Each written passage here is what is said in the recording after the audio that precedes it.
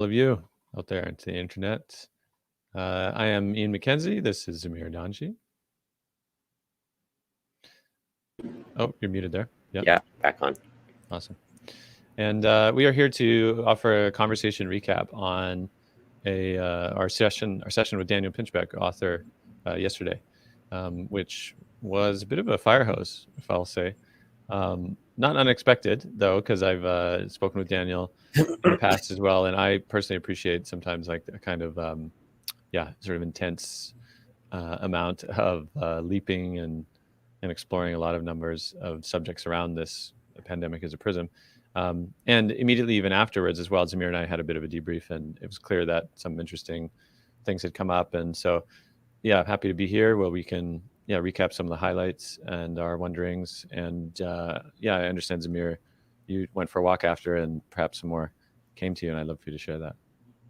Yeah, after the conversation, I left the house and I went for a walk. And as I was going through this beautiful little, sort of street that I'm on, and it's lined with trees and abundance of life and vegetation, you can see it behind me. It's all in front of me.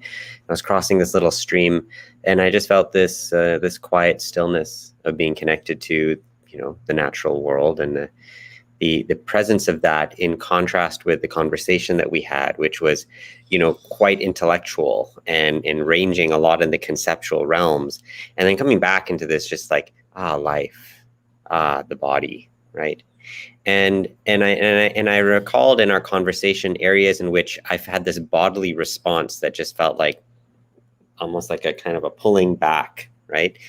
And it happened in the area when we talked about, this book, Inventing the Future. And it felt like it was kind of, I was watching, this future being envisioned by, and in my mind, these sort of like, sort of white technocratic hipsters, right? And then sort of like dreaming into this future world. And something me just felt like it's kind of disconnected from like life, like the actual contact with life, right? And that reality. And I was speaking these words of naturalness. And I did a bit of research on them afterwards. Just I was like, I want to see images of these people. Who are they? And it was exactly that, sort of like two white sort of technocrat hipsters, right? It like kind of the vision that I had. And I don't say this in a judgmental way. I don't mean that at all. I just mean in the sense that, who we are and how we see life and how we carry ourselves influences how we project what the future can or will be, right? And part of the resistance that, or the challenge that came up in our conversation was this recognition that, well, it's sort of these sort of white technocrat male business owners that are thinking about the direction of the future of the world and the dangers of that. And here we're looking towards, almost the sort of opposite reflection of that, but actually not that different in some ways, looking at the future of the world. And I started to just kind of recognize that. And I saw it in myself as, I was in nature for a while, and then I went to a cafe, I went to get a cappuccino. And I realized that, the impulse behind me was to actually consume something, that there was, I just wanted to go and have a cappuccino. And then on my way back, I was stopping at the store and I was going to get something for the house. And it just dawned on me that so much of the conditioning of our mind is towards the next thing to consume, the next experience. And it all brought me back to this Pablo Neruda poem that we opened the series with, right? And it was Keeping Still. And I'll read a few lines from it. He says, now we will count to 12 and we will all keep still. For once on the face of the earth, let's not speak in any language. Let's stop for 1 second and not move our arms so much. And he goes on, he says, what I want should not be confused with total inactivity. Life is what it is about. I want no truck with death. If we were not so single-minded about keeping our lives moving and for once we could do nothing, perhaps a huge silence might interrupt this sadness of never understanding ourselves and of threatening ourselves with death. Right? And what came to me is this vision of the future of what we would want would arise from this keeping still.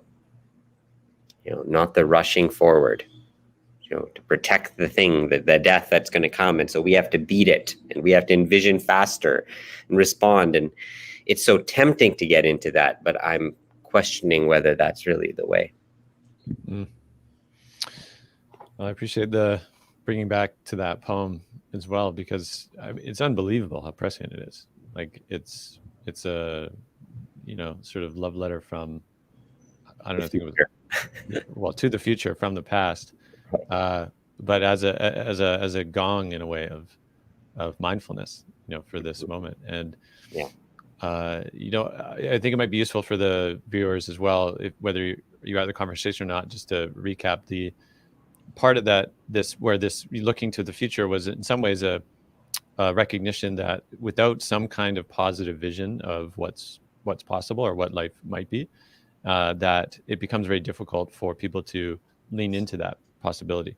And we talked about this relationship to attractors, or with attractors and emergence, and that attractors are like utopic visions of the possible become attractors, right? For people to feel, okay, that's actually a future that I want. And he brought up Extinction Rebellion as one example of a group that's doing, really important work in terms of galvanizing the field and people into action, and at the same time feels, at least in his interpretation, that it's sort of orbiting a sort of avoidance of a catastrophic future, right? In this case, from the climate emergency. And so that's the motivating factor, right? Is like, oh, wow, we don't want apocalypse, which can be really useful, certainly, as well.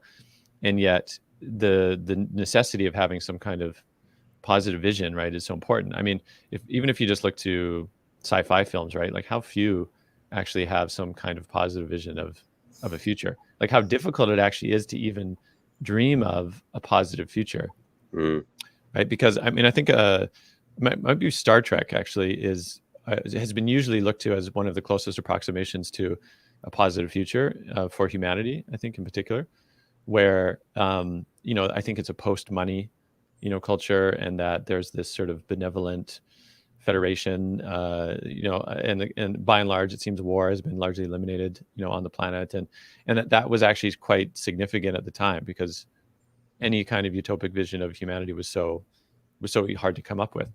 And so in terms of this post-work scenario that is talked about in this book, right, Inventing the Future, I think what's trying to be said is, without some, particularly people that, again, are just in it, right? They don't have the privilege of even wondering much about how life could be different, because it's like, got to pay the bills, got to, take care of the responsibilities, that without that positive vision, that there's nothing for them to turn towards, right? Other than just getting by.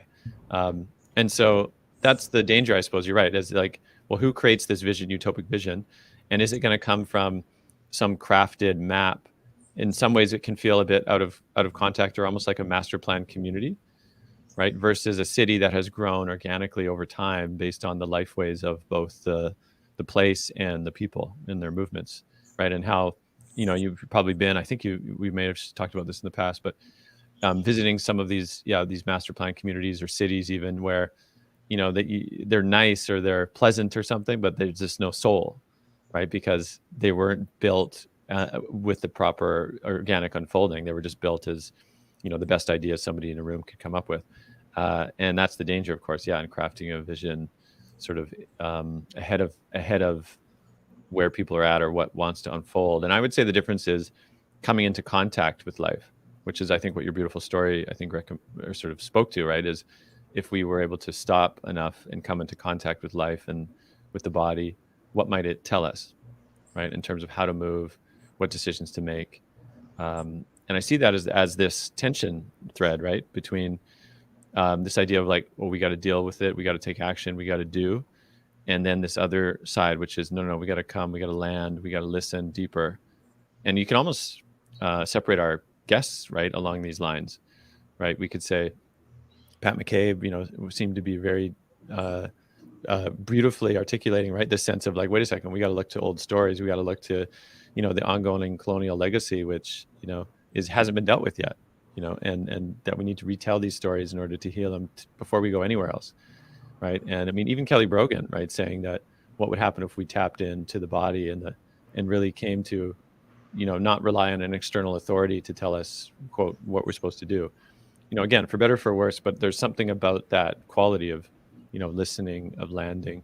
And I just think it's a really important thread to track in this whole series.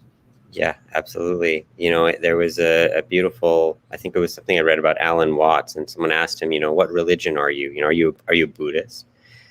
He says, no. He says, I'm not a Buddhist. He says, I feel that the human being has greater dignity than to subscribe or label themselves to some construct. And that's, I think that's powerful. That's resonant, that we have more dignity than to, be just this construct. And I think that's part of what we touched on in this conversation with Daniel. He talked about, he gave some examples in his essay where he said that, that he says, how can it be far-fetched to propose that a pharmaceutical industry intends to do the same thing with our immune systems that, a capitalism, post-industrial society has done, which was take something that's intrinsically free to our existence as human beings and exploit it and outsource it and sell it back to us for a profit, right? We once told stories and myths to each other around a fire. Now we watch them around a television. We once took care of our children, and now we pay for care. Water was fresh and plentiful. Now we just pay for bottled water. We've done the same thing with land, right? And so we're sort of unconsciously being co-opted into this construct in which the dignity of a human being is sort of being sold for participation within. And I think that there's this, wait a minute, how far have we gone into this? And there's a concern that we're going to do that with our own bodies, right? That, we're going to participate in this construct of, we're going to upgrade and sell your immune system back to you, right? And it'll be ever better than before. And I think there's this part of the psyche that's rebelling against this intrinsic sense of like, something's wrong here, right? Mm-hmm. And depending to the degree of our own sophistication, our degree of questioning, we are going to project a reality as to what that wrong thing is. It could be the big boogeyman. It could be extremely fearful people intent on, extracting and exploiting all our life energies. From Kelly Brogan's sort of nightmare scenario of almost like a vampiric feeding upon the vital energies of human beings, to, a recognition that the human capacity for self-interest allows us to sort of also play into this ideal unless we really wake up to who we are. And in that process of waking up and recognizing that we are responsible for the reality that we create, we are responsible for how we're perceiving, we might not see it as this sort of invisible, fearsome entity, but really an aspect of our own psyche that will always be played out unless we wake up to its existence within ourselves and choose differently. And that's a wide spectrum. Well, this is interesting though. When I hear things like, I think you just said, you're responsible for your way of perceiving or something like that. Something along those lines. Yeah, it does seem to play into a bit of like, so, he touched on Ken Wilber's essay in the Truth in the Post-Trump Era, this whole idea of a perspectival madness, which is this idea that everybody's truth is valid, in that like there's a kind of horizontal madness in that then how do you know what's true? Because if you don't have a shared understanding with other people, then it's impossible really to take coherent action. You follow that? Why? I mean, I don't know if that's absolutely necessary, to be honest. I think that, again, that might be that we need to agree to a certain construct. I think there are values. There's a sense of purpose that people can share that can galvanize action. But one caveat I just want to say in terms of like we're responsible for how we see the world. I like this line from Gabor Mate. Says, the Buddha teaches us how our minds create the world, but how is it that the world first created our mind? Right. And that's where psychotherapy and psychology and even the work that we're doing is looking at like, how has our mind been shaped? How you're seeing the world is not just you seeing the world. It's a construct that's been heavily invested in. Right. So, we have to understand that and be supported into understanding that so we can sort of break out of the spell of how we habitually see it. But ultimately, it is our responsibility. Yeah, well, it makes me think of the Buddhist, the kind of famous one, right? Like if a tree falls in the forest. And I I used to, when in my youthful days, I'd say, wow, that's so profound. Like, there's no tree if there's nobody around to hear it. And then it was actually, sort of a deep unsettling by teachers like Stephen Jenkinson, who are, not that he spoke to that particular example, but was basically able to say, no, there's a world out there, whether or not you're perceiving it, meaning the world is not human centric, right? Like, and that's the spell again of the West, or the spell of the narcissistic orientation that real culture needs to handle in a meaningful way. This is why they have things like rites of passage, right? Because uninterrupted, that narcissistic orientation just continues on into adulthood, and then the world is there for your consumption. It's basically the mantra, right? The undercurrent, and without any degree of reciprocity or deep understanding that the world is not a human thing, or it's not a, we can participate in it in a meaningful fashion. That's the big story.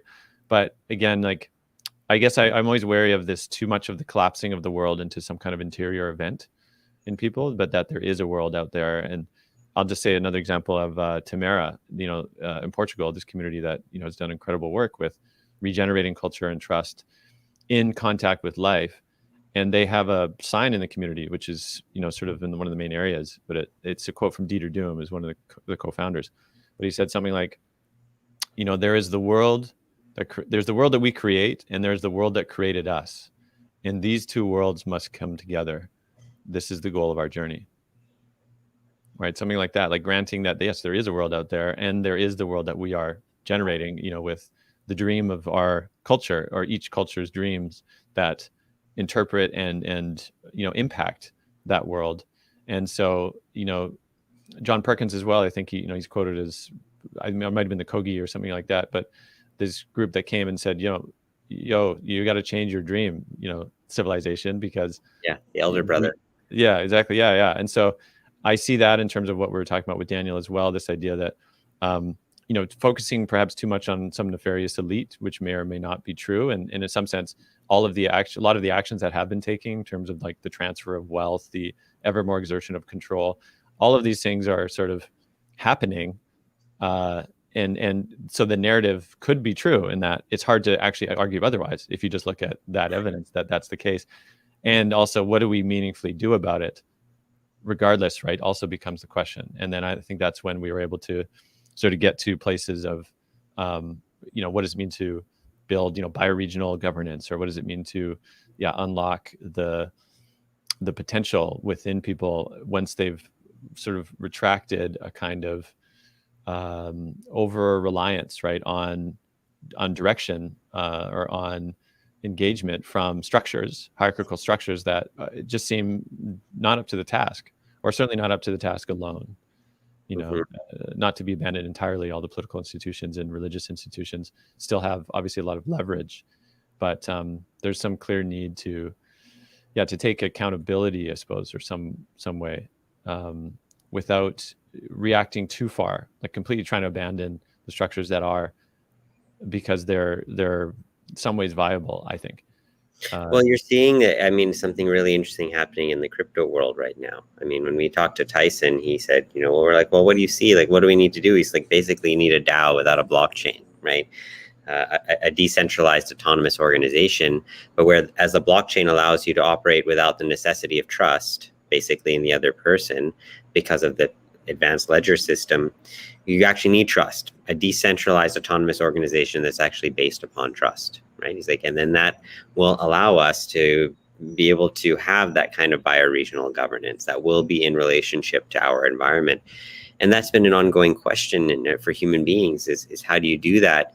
And particularly in what we perceive or conceive of as like a short amount of time. All these things take time, for human beings, right? So, it looks like the way that the world is going is like, okay, well, in a world with less time and less contact, how do we create a system where we don't need to know each other and we don't need to trust each other so we can just efficiently get done what needs to get done, right? And the more that we succumb to this state of isolation and disconnection, the more appealing an option that is, because we do need to get things done and we do want to have things, but we don't have the soft technologies and to be able to do it in a truly human-centric way. So we'll outsource more and more to these systems, right? Whereas I think the call of the heart is saying, well, maybe we need to slow down and tone down how efficient we want to be, or how much we want to get done, or how fast we need to go, so that we can actually really rely upon these soft technologies, so that we could actually have the kind of world that we truly want to inhabit, right? Otherwise, it becomes this sort of frenzied pace towards the new system, right? That becomes, as we're seeing with crypto, a rehash of the old sort of financial greed model. Yeah, like just constructing another, tower in the air. And when I talk to people deep in it that are like kind of following a lot of the crypto stuff too, there is this kind of this deep abstraction, haze that I feel, that it's like a never-ending thing to follow. And if I trade this there, maybe it'll add a little bit more value, and it just feels like another escape hatch, right, from being present in a way to what's actually needed on the ground, on the land, in the moment. And so I wonder, I mean, this again goes back to what motivates the willingness to actually move towards these possibilities. And certainly crisis can do that. I believe oft references Rebecca Solnit's book A Paradise Built in Hell, where it talks about the arising of community in the face of, or in the wake of disasters. And so I do think that's a latent possibility in communities, when crisis really strikes. It's certainly not a given. I mean, there's lots of other scenarios of like failed nation states and, devolving into war. And that's also a scenario, of course, which people like Roger Hallam, who are from Extinction Rebellion as well, sort of harrowingly describe when he talks about the sort of climate emergency and the breakdown of communities or nations, that, it's not all of a sudden over to us and everything will be good. I mean, myself personally, having been now involved in community building, like in terms of actual like mutual living situations together in collectives and communities, realizing how much work it is to actually to really get along and to heal a lot of the undercurrent of trauma, which is present in so many people, including myself. That it's wild for me now to think that, when the opportunity presents itself, that people will just be able to get along. Like the skills of getting along in a situation where you can't sequester into your separate bubbles of, nuclear livings, is wild what comes up. And, the skill set of how to get along and how to effectively navigate, breaks in communication or trust, trauma healing, all that stuff. That's vital skills. I would say, right alongside, I mean, permaculture and other, hard skills that I think are absolutely necessary in the future. Absolutely. And now, actually, too. They are, and those are, like I say, those are the soft technologies for creating an evolutionary culture, a culture of collaboration. Because if we can harness these, quote unquote, conflicting energies in service to the evolution of, our own collective sense of presence and awareness, then we have the potential to be able to say, well, we can meet the challenges of the future. I mean, if it happens that every time we come into contact with it, we feel like, oh, man, this is too much, can't handle it, don't know what to do, then you're just like, okay, what's the system that's going to allow me to sort of continue to exist independently in my bubble, where I don't have to feel the pain that has been seeded inside of me? And that's sort of where, in my work in somatic psychotherapy and counseling, you see that that's the response of the child, right? When an event is too large to be able to process on its own by its nervous system, then essentially what happens is it internalizes and sort of protects itself against the pain and develops coping mechanisms, right? And those coping mechanisms then feed into the way in which it, feels safe in relationship to the world. And unless we recognize that we have to create the right attuned space to be able to address it, the ongoing crisis of humanity is going to make people more and more and more retreating in, because we feel like we don't have the capacity to be able to address it, right? And that's where, hope is powerful. And I, as I share this, I also feel I did want to draw the conversation a bit back to where it came to vaccinations and conspiracy theory. I wonder, do you see a connection here in terms of the responsiveness to the overarching mandates of this? Yeah. I mean, how might that affect an individual's sense of trust within the collective? How might it influence our own sense of being, quote unquote, traumatized? And how might we respond to outer events based on what's happening in this one, considering that it's going to get more and more severe as we move forward? Well, it's interesting though, because I remember hearing an article published in the CBC. This is up here in Canada, quoting Gabor Mate as saying that the resistance to vaccines comes from unprocessed trauma. I mean, I'm doing a very broad stroke, and and I think the argument was made as well. Like again, this sort of overarching reactivity to any authority, maybe that again, like almost from an undercurrent of like parental abuse or like these sort of substructures that came from parental dynamics or poor nuclear family dynamics that coalesced as this resistance to authority and sort of hyper individualism. And okay, I can see that, and then I can see on the other side as well, like the willingness to just what's the word, not coalesce, but to give into authority sort of without questioning, and to say, okay, yep, that makes sense, also as a trauma response as well, right? To, again, this question of what does it mean to seek safety, or what are the strategies for seeking safety? And if the overarching narrative from the mainstream and government is saying this will create safety, and the willingness to say, okay, yes, give it to me, right? Deals with, this is another piece that came out, it deals with the cognitive dissonance or the undercurrent of anxiety to say, okay, yeah, that's the way through. But all of those conditions below the surface, again, of this, unraveling biosphere and disconnection, and this, massive spike in mental health fallout from all of this lockdowns and dislocation and all the rest, it doesn't deal with those things, but Totally. it's sort of a surface level Band-Aid. Well, I feel like what you're saying, I'd like to go a little deeper into it because it's so important, and it did feature a lot in our conversation with Daniel. What we're experiencing, to be mindful of when we use the word trauma response. I mean, it's become sort of like a fad word now, and everyone's like, Sure. oh, that was a trauma response, da, da, da.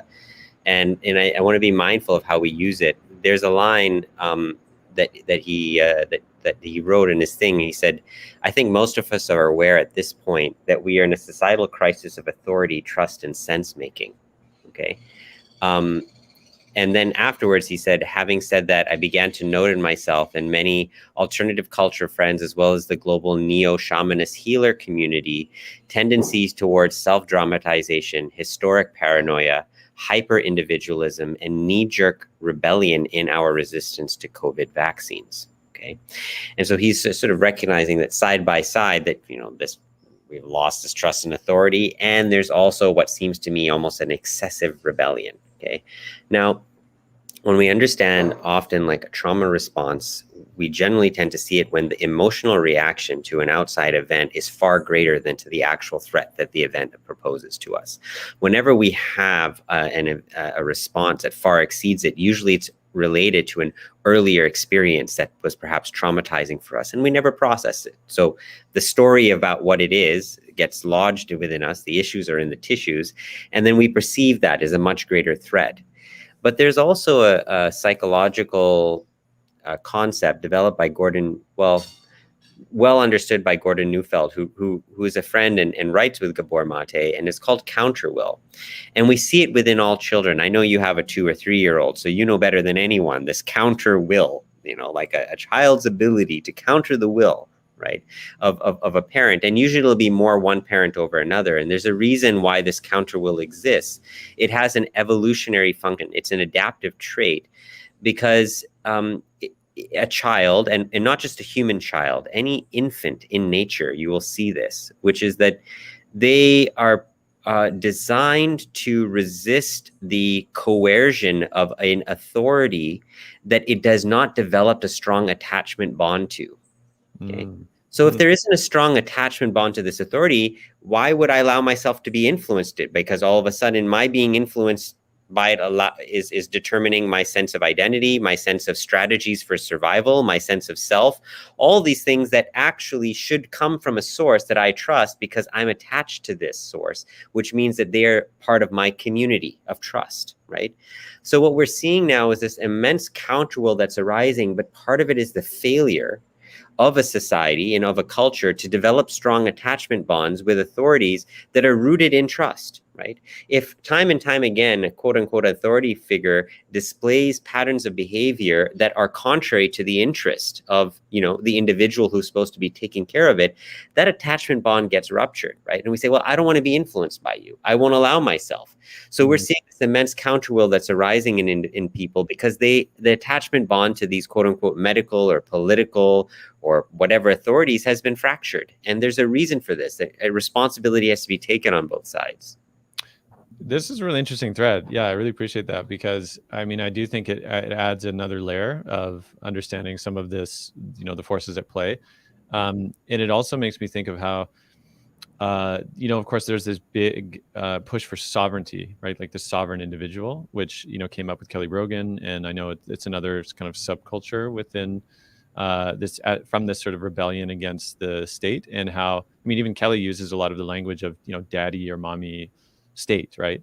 And, on the one hand, it can seem a bit sort of just sort of a throwaway slander in some sense, but what she's trying to draw attachment to, I think, or an idea of recognizing that, people that grow up in modern societies, that basically there's the nuclear unit and then there's the state, or like the government, that there's a transference that happens. Maybe that's the language, right? The transference of authority from the parental unit and then now into the state authority.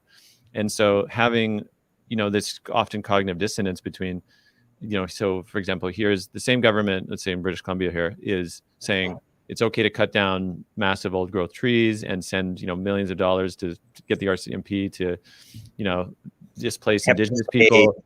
Innocent people in the face. Yeah, it's things like, right? So on the one hand, one could see that and be like, that's outrageous. Like, how could the government say that was a good idea and within the the interest of us, the interest of the ecosystem and the Indigenous people. And then they say, but wait, here's these vaccines. We really need you to take them because this is what you need. And so even if that ultimately is the right decision in the sense of a public health measure, because it's coming from a governmental authority that is also maybe completely out of line with, my other value. I'm just speaking for myself, because for some people, of course, they're happy to see old growth cut down for resource, money and whatever. But for me, if I'm like, okay, so why should I trust you here if I can't trust you here? And that's like a real challenge, I think, when there's not really a sort of inner compass of, right, being able to sort through those things. And I think this is where the sovereignty movement is really finding its ground. And this is my challenge also, though, to... How is it finding its ground? Because what I notice within it is actually a repeated demonstration of an inability to actually sort through it, and almost an infantile claim of what sovereignty is again and again. Yeah. So this is what I mean when I say that this is my challenge to Kelly when I spoke about, okay, so let's say you have a bunch of sovereign individuals, which to me, without a deeply sort of achieved culture to be welcomed into, of which there is a natural authority, then you just have a sort of, it's almost like a libertarian enclave again, of just people that are all sovereign but don't know actually how to build solidarity with each other or really be in sort of coherent service towards the times. And because those to me don't automatically lead to the other, right? Like a bunch of sovereign individuals doesn't lead to a regenerative culture, in my estimation. But I hear this co-will, or the I can't remember what you said in terms of the will. Counter-will. Yeah, I think that's a really important lens though as well, because that also shows again a shadow to perhaps not going along with certain recommendations, let's say, that perhaps are sound, and I'm not talking about necessarily vaccines or not, but just kind of a blanket refusal of any listening to authority. Again, it feels like it's an important thing to constantly be in reflection about. Absolutely. Yeah. And I do feel that this sovereignty, even within the Yoga Sutras, one of the ways of recognizing the emancipation of an individual is reclaiming that sovereignty, but on the level of the soul, right? Which is it's a profound understanding of sovereignty. It's one worldview. I mean, some people from a different perspective, if you're a Buddhist, you might say, it means actually to have no self, but in having no self, there's a tremendous sovereignty there as well, right? So there are different cultures in understanding what sovereignty is. I mean, within Indian culture, a yogi isn't a sovereign individual. I mean, they renounce the bonds to society, but then society supports them because they become an exemplar of a dedication towards a cause that is for ultimately the spiritual benefit of the society. But they're not bound by certain constraints. But in order to do that, they have to accept that there are areas of social life that they cannot benefit from and they cannot participate within, right? So there's a cost to the sovereignty, right? And so I think one thing that I hear a lot of people saying with, well, if you don't want to get vaccinated, then you can't participate in society. And I'm not saying I think that's fair and I agree with that at all. However, there's a tough nut that we hit. I mean, there's this sort of thing that we have to rub up against, which is like we say we want our sovereignty, and that means that maybe we have to disconnect or no longer participate in some of the things that society has said we're going to provide for people who agree with this, who are less sovereign, right? And so we have to reckon with that, and the degree to which we can reckon with that, and maybe even create our own systems, but that determines your sense of maturity in this sort of sovereignty claim, I think. Mm-hmm. Well, this is some good threads to go down to. I mean, I know we're hitting our limits here with generally our recaps, and perhaps then, we can return to some of these themes in the future.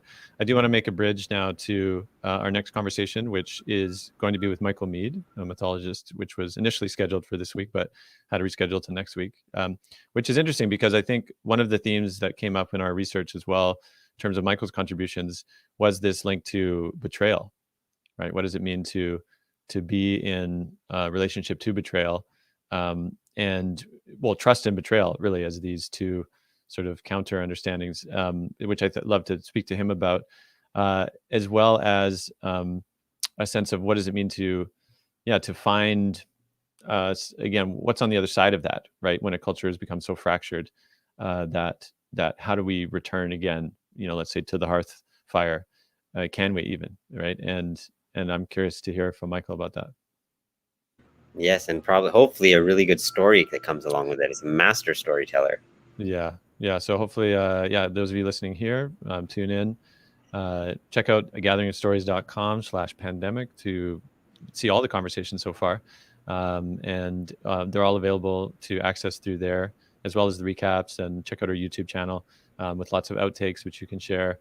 And then the Facebook group, where, really good conversation is going on, especially around topics that can get pretty wild pretty quick, especially on social media. It seems so far that they've been, respectful and deep in the Facebook group, A Gathering of Stories. And so with that, onward. Take care.